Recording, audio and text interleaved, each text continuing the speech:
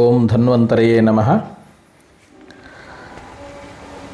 ಓಂ ನಮಾಮಿ ಧನ್ವಂತರಿಂ ಆದಿದೇವಂ ಸುರಾಸುರೈರ್ವಂದಿತ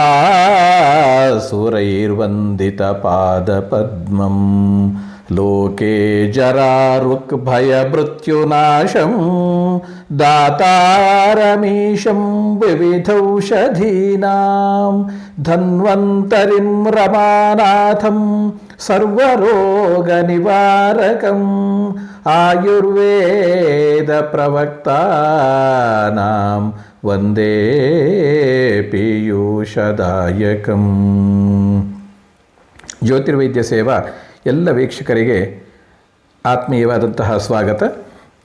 ಇಂದು ನಾವು ಮಾತಾಡಲಿಕ್ಕಿರುವಂತಹ ವಿಷಯ ಬಾಲಗ್ರಹ ಎನ್ನುವಂತಹ ವಿಚಾರ. ಆಯುರ್ವೇದದಲ್ಲಿ ಹೇಳಿರುವಂತಹ, ಜ್ಯೋತಿಷ್ಯದಲ್ಲಿ ಹೇಳಿರುವಂತಹ ಬಾಲಗ್ರಹ ಸಂಬಂಧವಾದಂತಹ ವಿಚಾರಗಳನ್ನು ಚಿಂತನೆ ಮಾಡ್ತಾ ಹೋಗುವಾಗ, ಬಾಲಗ್ರಹ ಅಂದರೆ ಸಣ್ಣ ಮಕ್ಕಳಿಗೆ ಹುಟ್ಟಿದಂದಿನಿಂದ ಸುಮಾರು 12 ವರ್ಷದವರೆಗೂ ಬರುವಂತಹ ಬೇರೆ ಬೇರೆ ರೋಗಗಳು ಮತ್ತು ರೋಗಗಳ ಲಕ್ಷಣಗಳನ್ನು ಅನುಸರಿಸಿ ಇರುವಂತಹ ಕೆಲವು ಹೆಸರುಗಳು ಬಾಲಗ್ರಹಗಳು. ಹಿಂದಿನ ಕಾಲದಲ್ಲಿ ಇವತ್ತಿನಂತೆ ನೂತನ ವೈದ್ಯಕೀಯ ಪದ್ಧತಿಗಳು ಲಭ್ಯ ಇಲ್ಲದ ಕಾರಣ ಲಕ್ಷಣಗಳನ್ನೇ ಆಧರಿಸಿ ಒಂದು ರೋಗಗಳನ್ನು ನಿರ್ಣಯ ಮಾಡ್ತಾ ಇದ್ದರು. ಅದರಲ್ಲಿ ಎಷ್ಟೋ ರೋಗಗಳು ಶಾರೀರಿಕ ಮತ್ತು ಮಾನಸಿಕವಾಗಿ ಮಗುವಿಗೆ ಪೀಡೆಯನ್ನು ಕೊಡ್ತಾ ಇತ್ತು, ತೊಂದರೆಯನ್ನು ಕೊಡ್ತಾ ಇತ್ತು.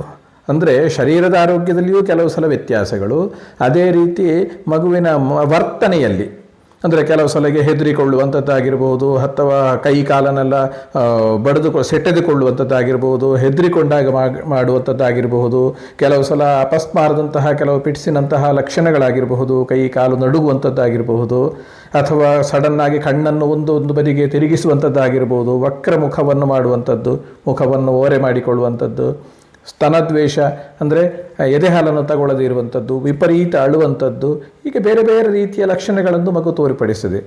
ಏನಾಗ್ತದೆ ಅಂತ ಹೇಳಲಿಕ್ಕೆ ಮಗುವಿಗೆ ಗೊತ್ತಾಗ್ತದಾ? ಗೊತ್ತಾಗುವುದಿಲ್ಲ. ನಾವು ಅದನ್ನು ತಿಳ್ಕೊಳ್ಬೇಕು. ಮಗುವಿಗೆ ಶಾರೀರಿಕವಾಗಿ ತೊಂದರೆ ಬಂದರೂ ಕೂಡ ಮನಸ್ಸಿನ ಮೇಲೆ ಅದು ತೊಂದರೆಯನ್ನು ಉಂಟು ಮಾಡಿ ಮಗು ಕೂಗುವಂಥದ್ದು ಅಥವಾ ನೋವಿನ ಭಾಗವನ್ನು ಸ್ಪರ್ಶಿಸುವಂಥದ್ದು, ಹೀಗೆ ಬೇರೆ ಬೇರೆ ಲಕ್ಷಣಗಳನ್ನು ತೋರಿಸ್ತದೆ. ಅದೇ ರೀತಿ ಮಗುವಿನ ನಿತ್ಯ ಕ್ರಿಯೆಗಳಲ್ಲಿ, ಜೀರ್ಣಕ್ರಿಯೆಯಲ್ಲಿ ವ್ಯತ್ಯಾಸ, ಮಲಬದ್ಧತೆ, ಅತಿಸಾರ, ವಾಂತಿ ಆಗುವಂಥದ್ದು, ಹೀಗೆ ಬೇರೆ ಬೇರೆ ಲಕ್ಷಣಗಳನ್ನು ಆಧರಿಸಿಯೇ ನಾವು ಚಿಕಿತ್ಸೆಯನ್ನು ಮಾಡಬೇಕಾಗ್ತದೆ.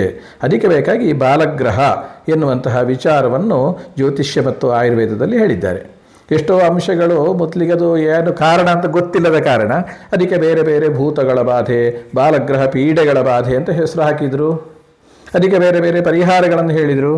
ಅದಕ್ಕಾಗುವಂತಹ ಧೂಪನ ಚಿಕಿತ್ಸೆ ಆಗಿರ್ಬೋದು, ಸ್ನಾನ ಆಗಿರ್ಬೋದು, ತುಪ್ಪವನ್ನು ಕುಡಿಸುವಂಥದ್ದು ಆಗಿರ್ಬೋದು, ಎಣ್ಣೆ ಹಚ್ಚುವಂಥದ್ದು ಆಗಿರಬಹುದು, ಅಥವಾ ಬಾಲಗ್ರಹ ಬಲಿ ಇತ್ಯಾದಿಗಳನ್ನು ಕೊಡುವಂಥದ್ದು, ಹೀಗೆ ಬೇರೆ ಬೇರೆ ವಿಧಾನಗಳನ್ನು ಹೇಳಿದರು.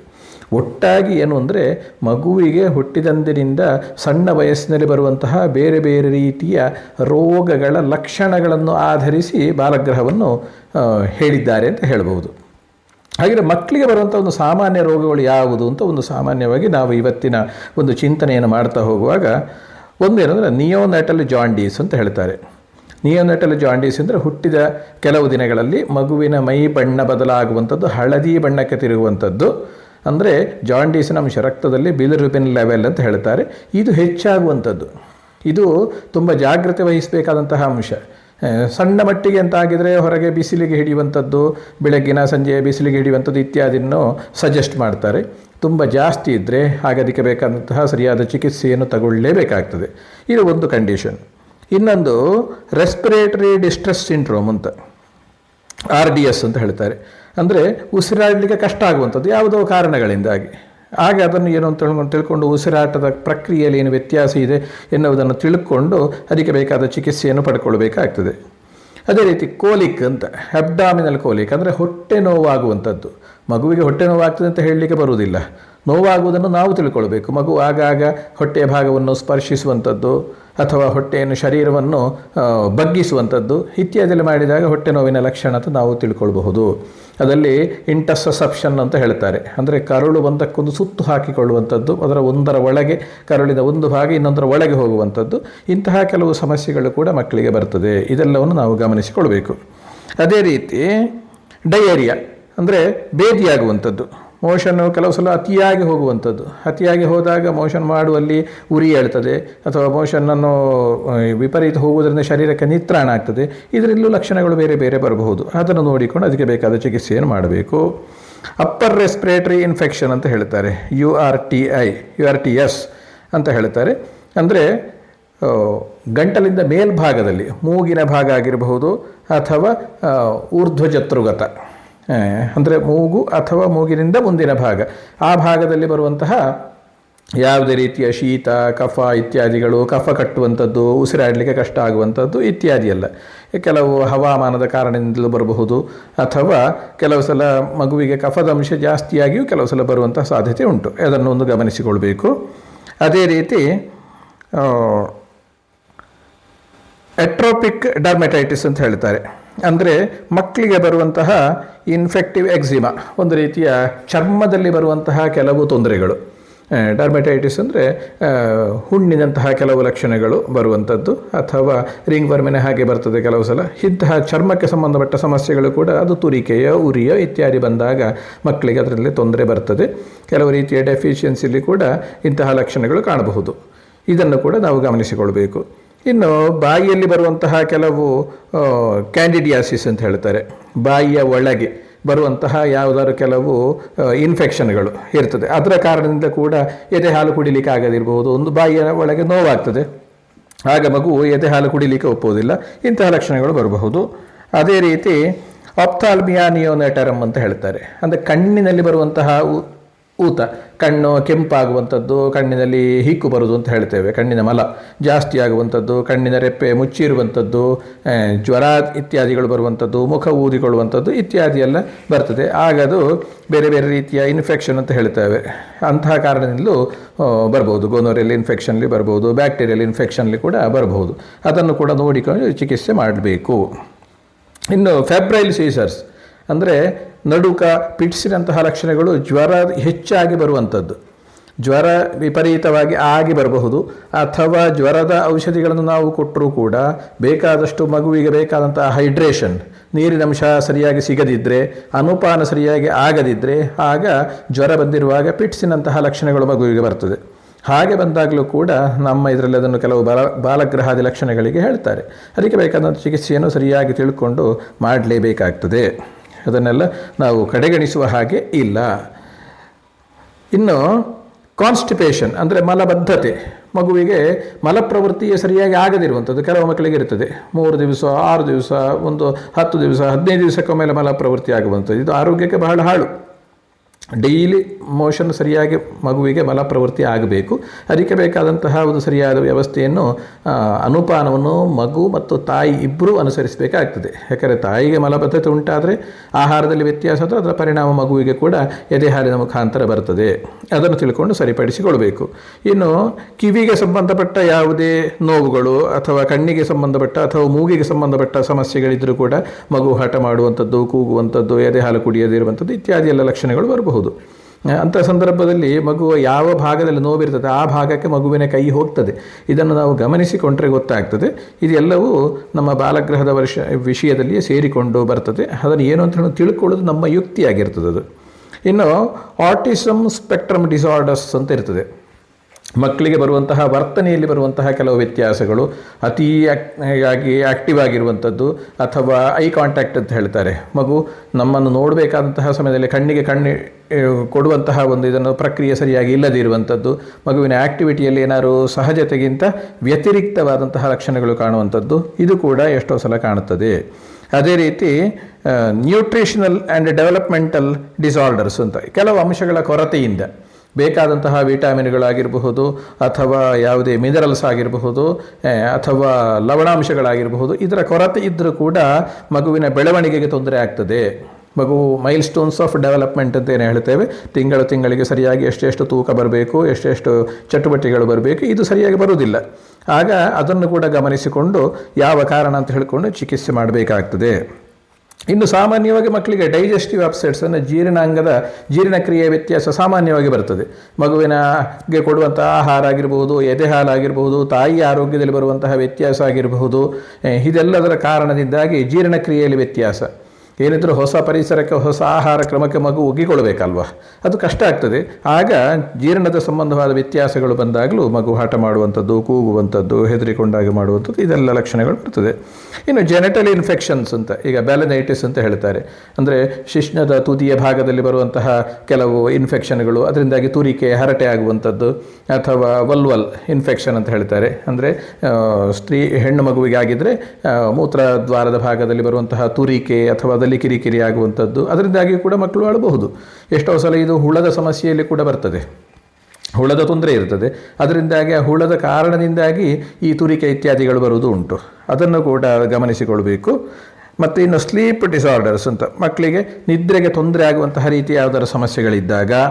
ಇನ್ನು ಲೋವರ್ ರೆಸ್ಪಿರೇಟರಿ ಟ್ರ್ಯಾಕ್ ಇನ್ಫೆಕ್ಷನ್, ಅಂದರೆ ಮಗುವಿಗೆ ಕೆಮ್ಮು, ಕಫ ಇತ್ಯಾದಿಗಳು ಆಗುವಂಥದ್ದು, ಉಬ್ಬಸದಂತಹ ಸಮಸ್ಯೆಗಳು ಬರುವಂಥದ್ದು, LRTA ಅಂತ, ಲೋವರ್ ರೆಸ್ಪಿರೇಟರಿ ಟ್ರ್ಯಾಕ್ ಇನ್ಫೆಕ್ಷನ್ ಅಂತ, ಇಂತಹ ಕಾರಣವನ್ನೆಲ್ಲಿದ್ದಾಗ ಅದನ್ನು ಗಮನಿಸಿಕೊಂಡು ಮಾಡಬೇಕು.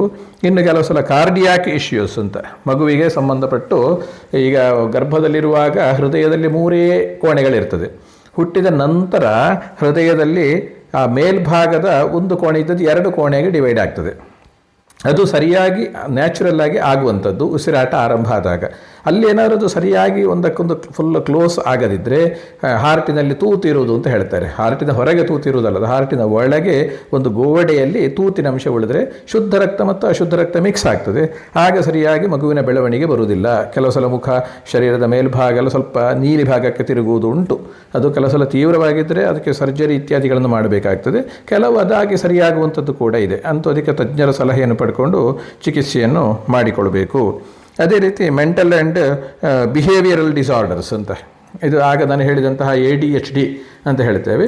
ಅಂತಹ ಅಂಶಗಳನ್ನೆಲ್ಲ ನಾವು ತಿಳ್ಕೊಂಡು ಮಗುವಿನ ವರ್ತನೆಯಲ್ಲಿ ಏನೆಲ್ಲ ವ್ಯತ್ಯಾಸ ಇದೆ ಇದನ್ನೆಲ್ಲ ತಿಳ್ಕೊಂಡು ಚಿಕಿತ್ಸೆಯನ್ನು ಮಾಡಬೇಕಾಗ್ತದೆ. ಇದೀಗ ಕೆಲವು ಮಕ್ಕಳಿಗೆ ಬರುವಂತಹ ಸಾಮಾನ್ಯ ಸಮಸ್ಯೆ, ಇದರಲ್ಲಿ ಬರುವಂತಹ ಬೇರೆ ಬೇರೆ ಲಕ್ಷಣಗಳನ್ನು ಸಂಗ್ರಹ ಮಾಡಿಕೊಂಡು ಇದರಲ್ಲಿ ನಮ್ಮ ಆಯುರ್ವೇದದಲ್ಲಿ ಹೇಳಿದಂತಹ ಅಥವಾ ಜ್ಯೋತಿಷ್ಯದಲ್ಲಿ ಹೇಳಿದಂತಹ ಬಾಲಗ್ರಹಾದಿ ಲಕ್ಷಣಗಳು ಯಾವುದಕ್ಕೆ ಮ್ಯಾಚ್ ಆಗ್ತದೆ ಅಂತ ಹೇಳುವುದನ್ನು ನೋಡಿಕೊಂಡು ಅದಕ್ಕೆ ತಕ್ಕ ಬೇಕಾದಂತಹ ಚಿಕಿತ್ಸೆಯನ್ನು ಮಾಡಬೇಕು. ಇದು ಸರಿಯಾದ ಕ್ರಮ ಆಗ್ತದೆ. ಯಾಕೆಂದರೆ ಇವತ್ತು ನಾವು ಮೊದಲಿನ ಎಷ್ಟೋ ಸಾವಿರ ವರ್ಷದ ಹಿಂದಿನ ಕಾಲದಲ್ಲಿ ಇಲ್ಲ. ಇವತ್ತಿನ ಟೆಕ್ನಾಲಜಿಗಳು ಬೇರೆ ಬೇರೆ ಇದೆ, ಅದನ್ನು ಸರಿಯಾಗಿ ನಾವು ಉಪಯೋಗ ಮಾಡಿಕೊಳ್ಬಹುದು. ಮಾತ್ರ ಹಿಂದಿನದ್ದನ್ನು ನಾವು ಬಿಡಬಾರದು. ಅದರಲ್ಲಿ ಯಾವುದು ಒಂದು ಮೌಲ್ಯಯುಕ್ತವಾಗಿ ಇರ್ತದೆ ಅದನ್ನು ನಾವು ಅಳವಡಿಸಿಕೊಂಡಾಗ ಎಷ್ಟೋ ರೋಗಗಳನ್ನು ಬಹಳ ಸುಲಭವಾಗಿ ಪರಿಹರಿಸಲಿಕ್ಕೆ ಸಾಧ್ಯ ಆಗ್ತದೆ. ಆ ದೃಷ್ಟಿಯಿಂದ ಹಳೆ ಬೇರು ಹೊಸ ಚಿಗುರು ಅಂತ ಹೇಳಿದ ಹಾಗೆ ನಾವು ಎರಡನ್ನು ಕೂಡ ಗೌರವಿಸಿಕೊಂಡು ಮುನ್ನಡೆದಾಗ ಒಂದು ಅರ್ಥಪೂರ್ಣವಾದಂತಹ ಒಂದು ಆರೋಗ್ಯ ವ್ಯವಸ್ಥೆ ನಮ್ಮದಾಗಲಿಕ್ಕೆ ಸಾಧ್ಯ ಆಗ್ತದೆ. ಈಗ ಬಾಲಗ್ರಹದ ವಿಷಯಕ್ಕೆ ಬರೋಣ. ಬಾಲಗ್ರಹದಲ್ಲಿ ಈಗ ನಾನು ಸುಶ್ರುತ ಸಮಿತಿಯಲ್ಲಿ ಹೇಳಿದಂತಹ ಬಾಲಗ್ರಹಗಳು 9 ಬಾಲಗ್ರಹಗಳನ್ನು ಹೇಳಿದ್ದಾರೆ. ಅದರ ಬಗ್ಗೆ ಸೂಕ್ಷ್ಮವಾಗಿ ಹೇಳ್ತಾ ಬರ್ತೇನೆ. ಈಗ ಸ್ಕಂದಗ್ರಹ ಅಂತ ಒಂದಿದೆ. ಸ್ಕಂದಗ್ರಹದಲ್ಲಿ ಏನೆಲ್ಲ ಲಕ್ಷಣಗಳಿರ್ತದೆ? ಮಕ್ಕಳ ಕಣ್ಣು ಊತ ಬರುವಂಥದ್ದು, ರಕ್ತದಂತೆ ಮೈ ವಾಸನೆ ಬರುವಂಥದ್ದು, ಎದೆ ಹಾಲಿನನ್ನು ಕುಡಿಲಿಕ್ಕೆ ದ್ವೇಷ ಬರುವಂಥದ್ದು, ಎದೆ ಹಾಲು ಕುಡಿಯದೇ ಇರುವಂಥದ್ದು, ಮುಖವನ್ನು ಓರೆ ಮಾಡುವಂಥದ್ದು, ಬಾಯಿಯನ್ನು ಓರೆ ಮಾಡುವಂಥದ್ದು, ಅದೇ ರೀತಿ ಒಂದು ಭಾಗದ ಕಣ್ಣುಗುಡ್ಡೆ ಜಾರಿದ ಹಾಗೆ ಆಗುವಂಥದ್ದು, ಹೆದರಿಕೊಂಡಾಗ ಮಾಡುವಂಥದ್ದು, ಕಣ್ಣು ಮುಚ್ಚಿ ಅಳುವಂಥದ್ದು, ಕಷ್ಟದಿಂದ ಮಲವಿಸರ್ಜನೆ ಆಗುವಂಥದ್ದು, ಕೈ ಮುಷ್ಟಿಯನ್ನು ಬಲ ಹಿಡಿದುಕೊಳ್ಳುವಂಥದ್ದು. ನೋಡಿ, ಇಷ್ಟು ಲಕ್ಷಣಗಳನ್ನು ಈ ಸ್ಕಂದಗ್ರಹಕ್ಕೆ ಹೇಳಿದ್ದಾರೆ. ಇದನ್ನು ಗಮನಿಸಿಕೊಂಡು ಅದಕ್ಕೆ ಬೇಕಾದಂತಹ ಚಿಕಿತ್ಸೆಯನ್ನು ಮಾಡಬೇಕು ಅಂತ ಹೇಳಿದ್ದಾರೆ. ಈ ಲಕ್ಷಣಗಳಿದ್ದರೆ ಅದಕ್ಕೆ ವಾತಹರವಾದಂತಹ ದ್ರವ್ಯಗಳ ಕಷಾಯದಿಂದ ಸ್ನಾನವನ್ನು ಮಾಡಬೇಕು. ಅದೇ ರೀತಿ ಎಣ್ಣೆಯನ್ನು ವಾತಹರವಾದಂತಹ ತೈಲಗಳಿಂದ, ಲಾಕ್ಷಾದಿ ತೈಲ ಇತ್ಯಾದಿಗಳಿಂದ, ಬಲಾಶ್ವಗಂಧ ತೈಲ ಇತ್ಯಾದಿಗಳಿಂದ ಅಭ್ಯಂಗವನ್ನು ಮಾಡಬೇಕು. ಅದೇ ರೀತಿ ಏಲಾದಿಗಣ ಸರ್ವಗಂಧ ಕಷಾಯ, ಮದ್ಯದ ತಿಳಿ ಮತ್ತು ಇದರ ಕಷಾಯದಿಂದ ಪರಿಷೇಕವನ್ನು ಅಂದರೆ ಕಷಾಯವನ್ನು ಮೈಲಕ್ಕೆ ಹೊಯ್ಯಬೇಕು ಇತ್ಯಾದಿ ಚಿಕಿತ್ಸೆಯನ್ನು ಹೇಳಿದ್ದಾರೆ. ಅದೇ ರೀತಿ ದೇವದಾರು, ರಾಸ್ನ, ಮಧುರ, ವಾತಹರವಾದಂತಹ ಘೃತ ಸೇವನೆಯನ್ನು ಮಾಡಿಸಬೇಕು. ಈ ಬಾಲಗ್ರಹಾದಿ ಲಕ್ಷಣಗಳಿಗೆ ಘೃತ ಸೇವನೆ ಬಹಳ ಮುಖ್ಯವಾಗಿರುವಂಥದ್ದು.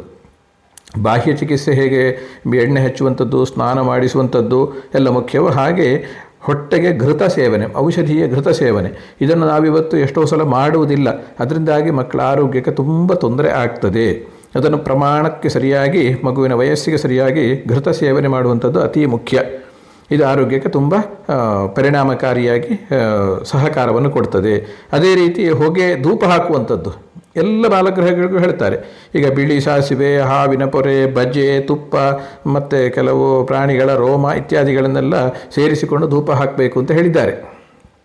ಅದೇ ರೀತಿ ಕೊರಳಿಗೆ ಕೆಲವು ದಾರಗಳನ್ನು ಕಟ್ಟುವಂಥದ್ದು, ಈಗ ಅಮೃತ ಬಳ್ಳಿ ಆಗಿರಬಹುದು, ಶಮಿ ಆಗಿರಬಹುದು, ಬಿಲ್ಲಪತ್ರೆ ಆಗಿರಬಹುದು, ಬಜ್ಜೆ ಆಗಿರಬಹುದು, ಬೆಳ್ಳುಳ್ಳಿ ಆಗಿರಬಹುದು, ಅಂದರೆ ಲಶುನ ಅಂತ ಹೇಳ್ತಾರೆ, ಅದಾಗಿರ್ಬೋದು. ಹೀಗೆ ಬೇರೆ ಬೇರೆ ಇದನ್ನು ಬೇರೆ ಬೇರೆ ಬಾಧೆಗಳಿಗೆ, ಬಾಲಗ್ರಹಗಳಿಗೆ ಕಟ್ಟುವಂತಹ ವಿಚಾರಗಳನ್ನು ಹೇಳಿದ್ದಾರೆ. ಅದೇ ರೀತಿ ಬಲಿ ಇಡುವಂಥದ್ದು ಅಂತ ನಮಗೆ ಜ್ಯೋತಿಷ್ಯದ ವಿಷಯಕ್ಕೆ ಬಂದಾಗ ಬೇರೆ ಬೇರೆ ರೀತಿಯ ಬಾಲಗ್ರಹಕ್ಕೆ, ಈಗ ಸ್ಕಂದಗ್ರಹವನ್ನು ನಾವು ಚಿಂತನೆ ಮಾಡ್ತಾ ಇದ್ದಾಗ ಅದಕ್ಕೆ ಕೆಂಪು ಹೂವಿನ ಹಾರವನ್ನು, ಕೆಂಪು ಬಟ್ಟೆಯನ್ನು, ರಕ್ತಚಂದನ ಇತ್ಯಾದಿಗಳನ್ನು, ಭಕ್ಷ್ಯಗಳನ್ನು ಮತ್ತು ಕುಕ್ಕುಟ ಅಂದರೆ ಕೋಳಿ ಇತ್ಯಾದಿಗಳನ್ನು ರಾತ್ರಿಯಲ್ಲಿ 4 ದಾರಿ ಸೇರುವಲ್ಲಿ ಬಲಿ ಹಾಕಬೇಕು ಅಂತ ಹೇಳಿದ್ದಾರೆ. ಹೀಗೆ 3 ದಿನ ಬಲಿ, ಸ್ನಾನ, ಹೋಮ ಮತ್ತು ಗಾಯತ್ರಿ ಮಂತ್ರದಿಂದ ರಕ್ಷೆಯನ್ನು ಮಾಡಬೇಕು. ಅದೇ ರೀತಿ ಷಣ್ಮುಖ ಮಂತ್ರ ರಕ್ಷೆಯನ್ನು ಮಾಡಬೇಕು ಅಂತೆಲ್ಲ ಹೇಳುವಂತಹ ವಿಚಾರಗಳನ್ನೆಲ್ಲ ಸ್ಕಂದಗ್ರಹಕ್ಕೆ ಹೇಳಿದ್ದಾರೆ. ಇನ್ನು 2ನೇದು ಬಾಲಗ್ರಹ ಸ್ಕಂದಾಪಸ್ಮಾರ ಅಂತ. ಇದರ ಲಕ್ಷಣಗಳೇನು? ಮಗು ಎಚ್ಚರ ತಪ್ಪಿ ಪುನಃ ಎಚ್ಚರಗೊಳ್ಳುವಂಥದ್ದು, ಒಮ್ಮೆ ಎಚ್ಚರ ತಪ್ಪುವಂಥದ್ದು, ಪುನಃ ಎಚ್ಚರ ಆಗುವಂಥದ್ದು, ಕೈಕಾಲು ನಡುಕ ಬರುವಂಥದ್ದು, ಕುಣಿಸಿಕೊಳ್ತಾ ಇರೋದು ಕೈಕಾಲನ್ನು, ಕೂಗುತ್ತಾ ಮಲಪ್ರವೃತ್ತಿ, ಮಗುವಿಗೆ ಮಲಪ್ರವೃತ್ತಿ ಆಗುವ ಸಂದರ್ಭದಲ್ಲಿ ವಿಪರೀತ ಕೂಗುವಂಥದ್ದು, ಆಕಳಿಸುತ್ತಾ ಇರುವಂಥದ್ದು, ಬಾಯಿಯಲ್ಲಿ ನೊರೆ ಬರುವಂಥದ್ದು, ಇದನ್ನು ಕೂಡ ಹೇಳಿದ್ದಾರೆ. ಇದು ಸ್ಕಂದಾಪಸ್ಮಾರ. ಇದಕ್ಕೂ ಚಿಕಿತ್ಸೆಗಳು ಸಾಮಾನ್ಯವಾಗಿ ನಾನು ಆಗ ಸ್ಕಂದ ಗ್ರಹಕ್ಕೆ ಏನು ಚಿಕಿತ್ಸೆಯನ್ನು ಹೇಳಿದ್ದೇನೆ ಅದೇ ರೀತಿ ಅಭ್ಯಂಗ ಮಾಡುವಂಥದ್ದು, ಸ್ನಾನಾದಿಗಳನ್ನು ಮಾಡುವಂಥದ್ದು, ಘೃತ ಸೇವನೆ ಮಾಡುವಂಥದ್ದು, ಧೂಪ ಹಿಡಿಯುವಂಥದ್ದು, ಮತ್ತು ಬಲಿ ರಕ್ಷೆ ಇತ್ಯಾದಿಗಳನ್ನು ಮಾಡುವಂಥದ್ದು, ಷಣ್ಮುಖಾರಾಧನೆ ಮಾಡುವಂಥದ್ದನ್ನು ಹೇಳಿದ್ದಾರೆ. ಇನ್ನು 3ನೇದ್ದು ಶಕುನಿಗ್ರಹ ಅಂತ. ಅದರಲ್ಲಿ ಬರುವಂಥದ್ದು ಏನು ಲಕ್ಷಣಗಳು? ಅಂಗಗಳು ಜಾರಿದ ಹಾಗೆ ಆಗುವಂಥದ್ದು, ಅಂದರೆ ಬಲ ಇಲ್ಲದ ಹಾಗೆ ಮಗು ಮಾಡಿಕೊಳ್ಳುವಂಥದ್ದು, ಹೆದರಿಕೊಳ್ಳುವಂಥದ್ದು, ಗಾಬರಿ ಆಗುವಂಥದ್ದು, ಶರೀರದಲ್ಲಿ ವಾಸನೆ ಬರುವಂಥದ್ದು, ಮಾಂಸದ ವಾಸನೆ ಅಂತ ಹೇಳಿದ್ದಾರೆ. ಕೀವುಯುಕ್ತ ವ್ರಣಗಳು ಅಂದರೆ ಶರೀರದಲ್ಲಿ ಈ ಕೀವು ಕಟ್ಟುವಂತಹ ಕೆಲವು ಹುಣ್ಣುಗಳಾಗಿರಬಹುದು, ಅದು ಉರಿ ಮತ್ತು ಬೆಂದ ಹಾಗೆ ಆಗುವಂಥದ್ದು, ಇನ್ಫೆಕ್ಷನ್ಗಳು ಅಂತ ನಾವು ಹೇಳ್ತೇವೆ. ಮಕ್ಕಳಿಗೆ ಬರುವಂತಹ ಸ್ಕಿನ್ ಎಕ್ಸಿಮಾ ಅಂತ ನಾವು ಆಗ ಏನು ಚಿಂತನೆ ಮಾಡಿದೆವು, ಇತ್ಯಾದಿ ಅಂಶಗಳಲ್ಲಿ ಈ ಶಕುನಿಗ್ರಹದ ಲಕ್ಷಣಕ್ಕೆ ಬರ್ತದೆ. ಅದಕ್ಕೂ ಈಗ ಮಾವಿನ ತೊಗಟೆ ಕಷಾಯ ಆಗಿರಬಹುದು, ಪಿತ್ತಹರವಾದಂತಹ ತೈಲಗಳಿಂದ ಅಭ್ಯಂಗ ಮಾಡುವಂಥದ್ದು, ಗೈರಿಕ, ಮಂಜಿಷ್ಠ ಇತ್ಯಾದಿಗಳನ್ನು ಶರೀರಕ್ಕೆ ಹಚ್ಚುವಂಥದ್ದು, ಧೂಪ ಮಾಡುವಂಥದ್ದು, ಮತ್ತು ಅಮೃತ ಬಳ್ಳಿ ಮತ್ತು ಶತಾವರಿ ಅಂದರೆ ಹಲವು ಮಕ್ಕಳ ತಾಯಿ ಬೇರು ಅಂತ ಹೇಳ್ತೇವೆ, ಸಹದೇವಿ ಇತ್ಯಾದಿಗಳನ್ನೆಲ್ಲ ಧಾರಣೆ ಮಾಡುವಂಥದ್ದು, ಅಕ್ಕಿ, ಎಳ್ಳು ಇತ್ಯಾದಿಗಳನ್ನು ಬಲಿ ಹೊಂಗೆ ಮರದ ಪುಟದಲ್ಲಿ ಇಡುವಂಥದ್ದು, ಗಾಯತ್ರಿ ಮಂತ್ರದ ಒಂದು ಜಪವನ್ನು ಮಾಡಿ ಆ ನೀರಿನಲ್ಲಿ ಸ್ನಾನ ಮಾಡಿಸುವಂಥದ್ದು, ಮತ್ತು ದೇವದಾರು, ರಾಸ್ನ ಇತ್ಯಾದಿಗಳ ಘೃತವನ್ನು ಮಗುವಿಗೆ ಕೊಡುವಂಥದ್ದು, ಹೀಗೆ ಚಿಕಿತ್ಸೆಯನ್ನು ಹೇಳಿದ್ದಾರೆ. ಮುಂದಿನದ್ದು ರೇವತಿ ಗ್ರಹ ಅಂತ.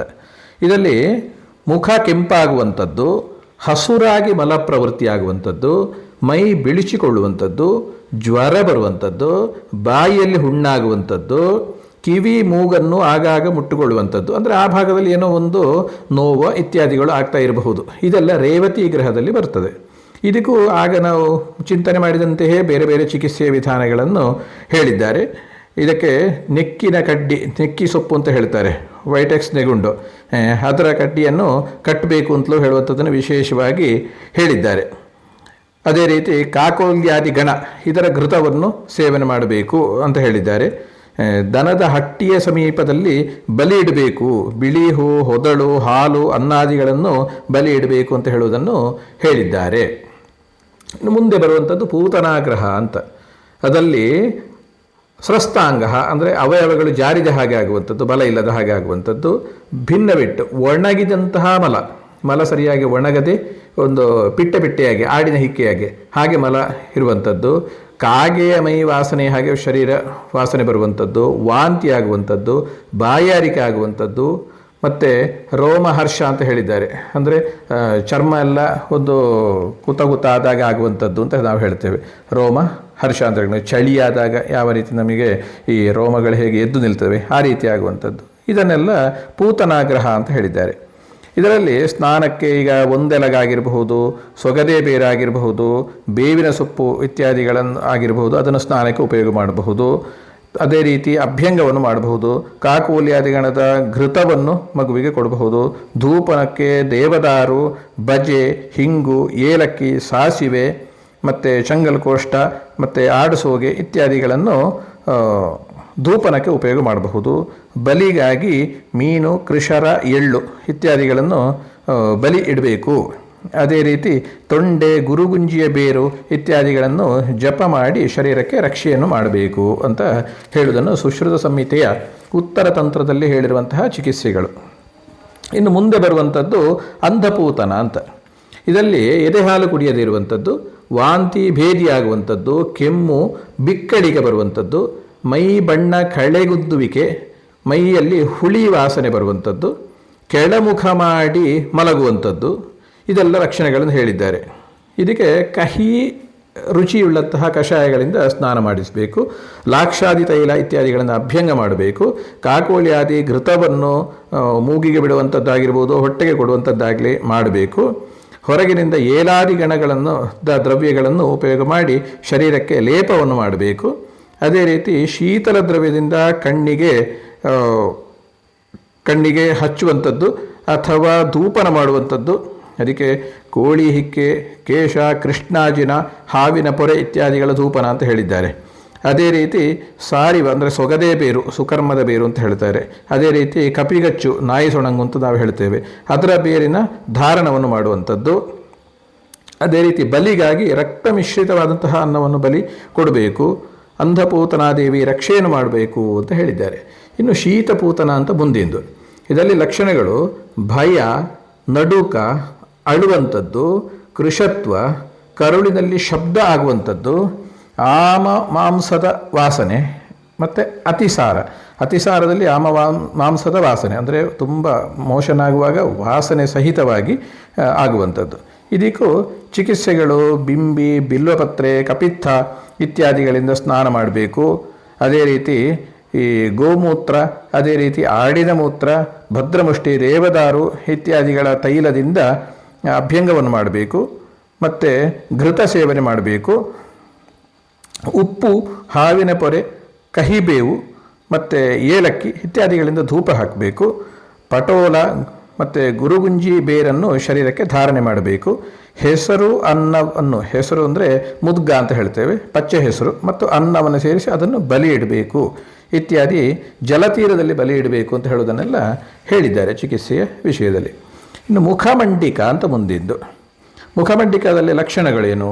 ಕೃಶದೇಹ, ಕೈಕಾಲು ಮುಖ ಹೊಳಪು, ಬಾವು ಬರುವಂಥದ್ದು, ಶರೀರ ಬಾವು ಬರುವಂಥದ್ದು, ಅತಿಯಾಗಿ ಆಹಾರ ಸೇವಿಸುವಂಥದ್ದು, ಹೊಟ್ಟೆಯಲ್ಲಿ ಸಿರೆಗಳು ಏಳುವಿಕೆ ಅಂದರೆ ಈ ರಕ್ತನಾಳಗಳು ಎದ್ದು ಬರುವಂಥದ್ದು, ಹೊಟ್ಟೆ ದೊಡ್ಡದಾಗಿರ್ತದೆ, ಸಿರೆಗಳು ಎದ್ದು ಬರುವಂಥದ್ದು, ಭಯದಿಂದ ನೋಡುವಿಕೆ, ಮತ್ತು ಮೈಯಲ್ಲಿ ಮೂತ್ರದ ವಾಸನೆ ಬರುವಂಥದ್ದು.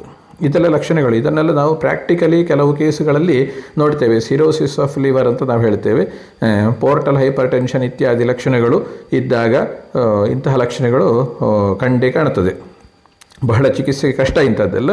ಆದರೆ ಅದನ್ನು ನಾವು ಯಾವ ರೀತಿ ಸುರುವಿನ ಹಂತದಲ್ಲಿ ಚಿಕಿತ್ಸೆ ಮಾಡಬೇಕು ಅಂತ ಹೇಳುವುದನ್ನು ಕೂಡ ಹೇಳಿದ್ದಾರೆ. ಇದರಲ್ಲಿಯೂ ಅಭ್ಯಂಗ, ಸ್ನಾನ, ಅದೇ ರೀತಿ ಘೃತ ಸೇವನ, ಯಮಕ ಸ್ನೇಹವನ್ನು ಮಾಡುವಂಥದ್ದು, ಕಾಕುಳ್ಯಾದಿಗಣ, ತವಕ್ಷೀರ, ಲಘು ಪಂಚಮೂಲ ಇದರ ಘೃತವನ್ನು ನಸ್ಯ ಮತ್ತು ಪಾನಕ್ಕೆ ಉಪಯೋಗ ಮಾಡೋದು. ನಸ್ಯ ಅಂದರೆ ಮೂಗಿಗೆ ಔಷಧಿ ಬಿಡುವಂಥದ್ದು, ಪಾನ ಅಂದರೆ ಸೇವಿಸುವಂಥದ್ದು. ಅದೇ ರೀತಿ ಧೂಪಕ್ಕೆ ಬಜೆ ಆಗಿರಬಹುದು, ಕುಷ್ಠ ಆಗಿರಬಹುದು, ಲಾಕ್ಷ ಆಗಿರಬಹುದು ಮತ್ತು ತುಪ್ಪ ಆಗಿರಬಹುದು, ಇದರಿಂದ ಧೂಪವನ್ನು ಹಾಕುವಂಥದ್ದು. ಹಸು ಮತ್ತು ಬನಹಕ್ಕಿಗಳ ನಾಲಿಗೆಯನ್ನು ಕುತ್ತಿಗೆ ಕಟ್ಟಬೇಕು ಅಂತ ಹೇಳಿದ್ದಾರೆ. ಇದರಲ್ಲಿ ಇವತ್ತು ಪ್ರಾಕ್ಟಿಕಲಿ ನಮಗೆ ಸಾಧ್ಯ ಇಲ್ಲ. ಮೊದಲಿನ ಕಾಲದಲ್ಲಿ ಅದು ಸಾಧ್ಯ ಇತ್ತು, ಹಾಗಾಗಿ ಅದನ್ನು ಹೇಳಿದ್ದಾರೆ. ಅದೇ ರೀತಿ ಹಸರು ಮತ್ತು ಅನ್ನ, ಎಳ್ಳು ಸೇರಿಸಿ ಅದನ್ನು ರೊಟ್ಟಿ ಮಾಡಿ ಅದನ್ನು ಬಲಿ ಇಡಬೇಕು ಅಂತ ಹೇಳೋದನ್ನು ಮುಖಮಡ್ಡಿಕಾದ ಚಿಕಿತ್ಸೆಯಲ್ಲಿ ಹೇಳಿದ್ದಾರೆ. ಮುಂದೆ ಬರುವಂಥದ್ದು ಪಿತೃಗ್ರಹ ಅಥವಾ ನೈಗಮೇಷ ಅಂತ. ಇದರಲ್ಲಿ ಏನಿರ್ತದೆ ಲಕ್ಷಣಗಳು? ನೊರೆ ವಾಂತಿಯಾಗುವಂಥದ್ದು, ಹೊಟ್ಟೆಯನ್ನು ಬಗ್ಗಿಸುವಂಥದ್ದು ಆಗಾಗ, ಅದೇ ರೀತಿ ವಕ್ರವಾಗಿ ನೋಡುವಂಥದ್ದು, ಮೇಲೆ ನೋಡಿ ಅಳುವಂಥದ್ದು, ಕೃಶ ಶರೀರ ಪುಷ್ಟಿ ಬಾರದೇ ಇರುವಂಥದ್ದು, ಅದೇ ರೀತಿ ಕಫದ ವಾಸನೆ ಬರುವಂಥದ್ದು, ಅದೇ ರೀತಿ ಆಗಾಗ ಜ್ಞಾನ ತಪ್ಪುವಂಥದ್ದು ಇತ್ಯಾದಿ ಲಕ್ಷಣಗಳನ್ನು ಹೇಳಿದ್ದಾರೆ. ಚಿಕಿತ್ಸೆ ಏನು? ಬಿಲ್ವಪತ್ರೆ ಆಗಿರಬಹುದು ಅಥವಾ ಅಗ್ನಿಮಂಥ, ತಗ್ಗಿ ಅಂತ ಹೇಳ್ತೇವೆ, ಅಥವಾ ಹುಳಿ ಕಲಗಚ್ಚು ಇದರಿಂದ ಸ್ನಾನ ಮಾಡಿಸಬೇಕು. ಭದ್ರಮುಷ್ಟಿಯಾಗಿರಬಹುದು ಅಥವಾ ಸೊಗದೆ ಬೇರಾಗಿರಬಹುದು, ತಿಲತೈಲ ಅಥವಾ ಗೋಮೂತ್ರ, ಮೊಸರು, ಹುಳಿಯಾದಂತಹ ಅಕ್ಕಿ ತೊಳೆದಂತಹ ನೀರು ಇದರ ತೈಲವನ್ನು ಹಂಚಬೇಕು.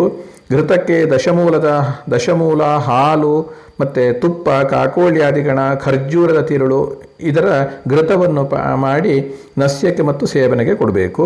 ಕಟ್ಲಿಕ್ಕೆ ಶರೀರಕ್ಕೆ ಅಮೃತಬಳ್ಳಿ, ಬಜೆ, ಗರಿಕೆ ಮತ್ತು ಜಟಾಮಾಂಸಿ ಇದನ್ನು ಧಾರಣೆಗೆ ಕೊಡಬೇಕು. ಧೂಪಕ್ಕೆ ಬಿಳಿ ಸಾಸಿವೆ, ಬಜೆ, ಹಿಂಗು, ಚಂಗಲ್ಕೋಷ್ಠ, ಕುಷ್ಠ, ಯವಧಾನ್ಯ ಮತ್ತು ಗೇರು ಬೀಜ ಇತ್ಯಾದಿಗಳನ್ನು ಒಟ್ಟಿಗೆ ಸೇರಿಸಿ ಅದರಿಂದ ಧೂಪ ಹಾಕಬೇಕು. ಅದೇ ರೀತಿ ಬಲಿಗೆ ಕ್ಷೀರಿ ವೃಕ್ಷದ ಬುಡದಲ್ಲಿ, ಅಂದರೆ ಹತ್ತಿ, ತೇಗೋಳಿ, ಅಶ್ವತ್ಥ, ಪಲಾಶ ಇತ್ಯಾದಿ ಯಾವುದೇ ರೀತಿಯ ಪಿತ್ತಹರವಾದಂತಹ ಒಂದು ಗುಣವುಳ್ಳಂತಹ ಮರದ ಬುಡದಲ್ಲಿ ಎಳ್ಳು, ಅಕ್ಷತೆ, ಹೂವಿನ ಹಾರ ಇತ್ಯಾದಿಗಳನ್ನು ಗಾಯತ್ರಿ ಮಂತ್ರ ಸಹಿತವಾಗಿ ಬಲಿ ಇಡುವಂಥದ್ದು. ಹೀಗೆ ಚಿಕಿತ್ಸೆಯನ್ನು ಹೇಳಿದ್ದಾರೆ. ಹೀಗೆ ಬೇರೆ ಬೇರೆ ರೀತಿಯ ಚಿಕಿತ್ಸೆಗಳನ್ನು ಒಟ್ಟಾಗಿ ನೋಡಿದಾಗ ಬಾಲಗ್ರಹ ಚಿಕಿತ್ಸೆಯಲ್ಲಿ ಬರುವಂಥದ್ದು ಒಂದು ಯಂತ್ರಧಾರಣೆಗಳು, ಅದು ಮಂತ್ರ ಜ್ಯೋತಿಷ್ಯಕ್ಕೆ ಸಂಬಂಧಪಟ್ಟ ವಿಷಯ. ಅದೇ ರೀತಿ ಬಲಿ ಇಡುವಂಥದ್ದು, ಅದೇ ರೀತಿ ಬೇರೆ ಬೇರೆ ಔಷಧೀಯ ಮೂಲಿಕೆಗಳ ಧಾರಣೆ ಮಾಡುವಂಥದ್ದು, ಇನ್ನು ಮೈಗೆ ಎಣ್ಣೆ ಹಚ್ಚುವಂಥದ್ದು, ಸ್ನಾನ ಮಾಡಿಸುವಂಥದ್ದು, ಔಷಧೀಯ ದ್ರವ್ಯಗಳನ್ನು ಸ್ನಾನ ಮಾಡಿಸುವಂಥದ್ದು, ಹೊಟ್ಟೆಗೆ ಮತ್ತು ನಸ್ಯಕರ್ಮವಾಗಿ ಘೃತಾದಿಗಳನ್ನು ಉಪಯೋಗ ಮಾಡುವಂಥದ್ದು, ಇದು ಎಲ್ಲ ಬಾಲಗ್ರಹಕ್ಕೂ ಹೇಳಿದ್ದಾರೆ. ಅಂದರೆ ಸಣ್ಣ ಮಕ್ಕಳಿಗೆ ಈ ಚಿಕಿತ್ಸೆಗಳನ್ನು ಅಗತ್ಯವಾಗಿ ನಿತ್ಯ ಮಾಡಬೇಕು ಅಂತ ಅರ್ಥ. ಯಾವ ಯಾವ ಲಕ್ಷಣಗಳಿದೆ ಅದನ್ನು ನೋಡಿಕೊಂಡು ಈ ಚಿಕಿತ್ಸೆಗಳನ್ನು ಮಾಡ್ತಾ ಬಂದರೆ, ಅದಕ್ಕೆ ಸರಿಯಾಗಿ ಕೆಲವು ಸಣ್ಣ ಸಣ್ಣ ವ್ಯತ್ಯಾಸಗಳನ್ನು ಮಾಡಿಕೊಂಡು ಬಂದರೆ ಈ ಮಗು ಆರೋಗ್ಯವಂತವಾಗಿ ಬೆಳೆಯುತ್ತದೆ. ಯಾವುದೇ ರೀತಿಯ ರೋಗ ರುಜಿನಗಳನ್ನು ಬಾರದೆ ಶರೀರದ ಒಂದು ಇಮ್ಯೂನ್ ಸಿಸ್ಟಮ್ ಅಂತ ನಾವು ಹೇಳ್ತೇವೆ, ಅದು ಚೆನ್ನಾಗಿ ಬೆಳವಣಿಗೆ ಆಗ್ತದೆ, ರೋಗಗಳು ಬರುವಂಥದ್ದು ಕಡಿಮೆ ಆಗ್ತದೆ, ಮಗು ಆರೋಗ್ಯವಂತವಾಗಿ ಬೆಳೆಯುತ್ತದೆ. ಹೀಗೆ ಬಾಲಗ್ರಹ ಅಂತ ಹೇಳೋದು ನಿರ್ದಿಷ್ಟವಾಗಿ ಯಾವುದೇ ರೀತಿಯ ಒಂದು ರೋಗವನ್ನು ಸೂಚಿಸುವಂಥದ್ದಲ್ಲ. ಆ ಲಕ್ಷಣಗಳನ್ನು ನಾವು ತಿಳ್ಕೊಂಡು ಅದು ಯಾವುದಾಗಿರ್ಬೋದು ಅಂತ, ಯಾವ ರೋಗ ಆಗಿರ್ಬೋದು ಅಂತ ತಿಳ್ಕೊಂಡು ಅದನ್ನು ಚಿಕಿತ್ಸೆ ಮಾಡುವಂಥದ್ದೇ ಬಾಲಗ್ರಹ ಚಿಕಿತ್ಸೆ. ಹಾಗಾಗಿ ಅದಕ್ಕೆ ನಾವು ಏನು ಚಿಕಿತ್ಸೆಯನ್ನು ಮಾಡಿದರೆ ಸುಮ್ಮನೆ ಬರೀ ಒಂದು ರಕ್ಷೆಯನ್ನು ಕಟ್ಟುವಂಥದ್ದೋ, ಒಂದು ತಾಯತವೋ ನೂಲ ಕಟ್ಟುವಂಥದ್ದೋ ಅಥವಾ ಒಂದು ಬಲಿ ಹಾಕುವಂಥದ್ದು ಇಷ್ಟೇ ಮಾಡಿ ಸುಮ್ಮನೆ ಕೂತ್ರೆ ಕೆಲವು ಸಲ ಅಪಾಯ ಕಟ್ಟಿಟ್ಟ ಬುತ್ತಿ. ಏನು ಅಂತ ಹೇಳೋದನ್ನು ತಿಳ್ಕೊಂಡು ಅದಕ್ಕೆ ಸರಿಯಾದ ಚಿಕಿತ್ಸೆ ಆಗಲೇಬೇಕಾಗ್ತದೆ. ಕೆಲವಕ್ಕೆ ಬರೀ ರಕ್ಷೆಗಳು ಸಾಕಾಗ್ತದೆ, ಅನುಪಾನವನ್ನು ಸರಿ ಮಾಡಿಕೊಟ್ಟರೆ ಸಾಕಾಗ್ತದೆ. ಕೆಲವಕ್ಕೆ ಅದು ಸಾಕಾಗುವುದಿಲ್ಲ, ಕೆಲವಕ್ಕೆ ಆಸ್ಪತ್ರೆಗೂ ಹೋಗಿ ಚಿಕಿತ್ಸೆಯನ್ನು ಪಡ್ಕೊಳ್ಬೇಕಾಗ್ತದೆ. ಇದೆಲ್ಲವನ್ನು ಗಮನಿಸಿಕೊಂಡು ಚಿಕಿತ್ಸೆಯನ್ನು ಮಾಡಿ, ನಾನು ಆಗ ಹೇಳಿದಾಗೆ ಹಳೆ ಬೇರು ಹೊಸ ಚಿಗುರು ಅಂತ ಹಿಂದಿನ ಅನುಭವಗಳನ್ನು ಹಿರಿಯರು ಹೇಳಿದ್ದಾರೆ ಬಾಲಗ್ರಹದ ರೂಪದಲ್ಲಿ. ಇಂದಿನ ಒಂದು ವೈದ್ಯಕೀಯ ಪದ್ಧತಿಯ ಪ್ರಕಾರದಲ್ಲಿ ನಾವು ಇವತ್ತು ಸರಿಯಾದ ಒಂದು ಜ್ಞಾನವನ್ನು ಹೊಂದಿದ್ದೇವೆ. ಅದರ ಪ್ರಕಾರವು ಒಂದು ಚಿಂತನೆ ಮಾಡಿಕೊಂಡು ಮಕ್ಕಳ ಒಂದು ಬೆಳವಣಿಗೆಗೆ ಬೇಕಾದಂತಹ ಒಂದು ಚಿಕಿತ್ಸೆಗಳನ್ನು, ಅನುಪಾನಾದಿಗಳನ್ನು ತಾಯಂದಿರು ಮನೆಯಲ್ಲಿ ಎಲ್ಲರೂ ಗಮನಿಸಿಕೊಂಡು ಮಾಡ್ತಾ ಬಂದಾಗ ಮಕ್ಕಳು ದೃಢಕಾಯರಾಗಿ ಬೆಳೀತಾರೆ ಅಂತ ಹೇಳ್ತಾ, ಈ ಒಂದು ಇದನ್ನು ನೀವೀಗ ಆಲಿಸಿದ್ದೀರಿ, ಈ ಮಾತುಗಳನ್ನು ಕೇಳಿದ್ದೀರಿ.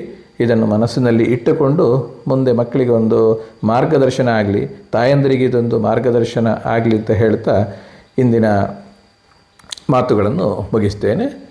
ಧನ್ಯವಾದ. ನಮಸ್ತೆ.